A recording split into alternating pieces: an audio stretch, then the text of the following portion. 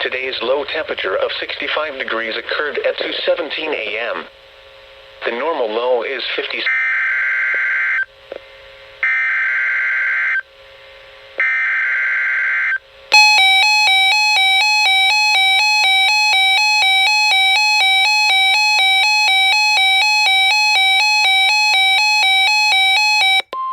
Tornado Watch number 498 remains in effect until 9 p.m. Eastern Daylight Time, and now includes the following counties in Georgia: Gwinnett, Henry, Newton, Rockdale, and Walton.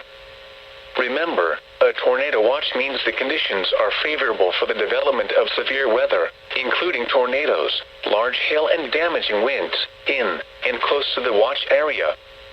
While severe weather may not be imminent, persons should remain alert for rapidly changing weather conditions and listen for later statements and possible warnings. Stay tuned to NOAA weather radio, commercial radio and television outlets, or internet sources for the latest severe weather information.